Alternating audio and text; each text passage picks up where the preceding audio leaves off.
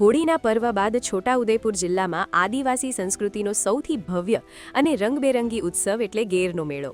કવાંટ ખાતે યોજાતો આ મેળો માત્ર મનોરંજન નથી, પણ આદિવાસી સમાજની પરંપરા અને અતૂટ આસ્થાનું પ્રતિબિંબ છે. વર્ષો જૂની આ સંસ્કૃતિને નિહાળવા માટે આજે દેશ વિદેશથી હજારો લોકો ઉમટી પડ્યા છે. આ મેળા સાથે ઊંડી માન્યતાઓ જોડાયેલી છે. ખેતીમાં પ્રગતિ અને બીમારીઓથી રક્ષણ માટે લોકો જે માનતા રાખે છે તે પૂર્ણ કરવા માટે ગેરૈયા 5 દિવસ સુધી કઠિન તપસ્યા કરે છે. ત્યારબાદ પરંપરાગત વાદ્યોના તાલે લાલ પાઘડી અને લીલા વસ્ત્રોમાં સજ્જ થઈને યુવાનો ગેર રમે છે. કવાંટના બજારોમાં જ્યારે ઢોલ નગારા ગુંજી ઉઠે છે ત્યારે આખો વિસ્તાર આદિવાસી કળાના રંગે રંગાઈ જાય છે.